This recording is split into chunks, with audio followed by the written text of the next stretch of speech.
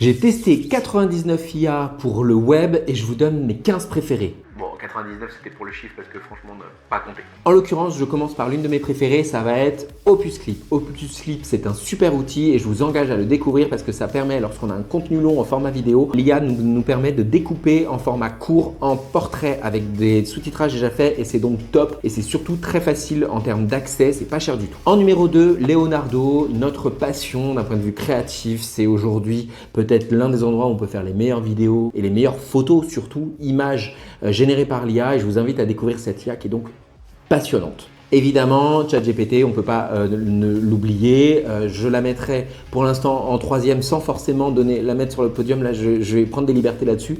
Tout simplement parce que les GPT sont quand même assez fonctionnels et qu'aujourd'hui, en insérant d'autres outils, on peut tout simplement avoir de meilleurs résultats, que ce soit avec des PDF, des fichiers Excel et des données extérieures pour l'associer à plein de choses. Donc entre les GPTs et le partage de données, c'est vraiment top d'utiliser encore ChatGPT en 2025. Quatrième, Perplexity, le grand concurrent pour moi de ChatGPT. On ne peut pas le mettre de côté, Perplexity, parce qu'en termes de sources et en termes de résultats, c'est vraiment quelque chose de très fort. Numéro 5, Gemini, concurrent des deux premiers que je viens de citer, mais pour le coup, toujours là dans le coup, Google n'hésite pas justement à le mettre devant et je vous conseille quand même de continuer à le regarder parce qu'il y a toujours de mises à jour qui sont toujours ultra intéressantes. Numéro 6, BoardMix, ça c'est une de mes autres passions, ça permet de faire des mappings, des diagrammes, des mind maps et même des workflows d'une manière générale. L'IA est arrivée aussi dans BoardMix et donc c'est pour ça que on le finance aussi à l'agence parce que c'est un outil extrêmement fonctionnel.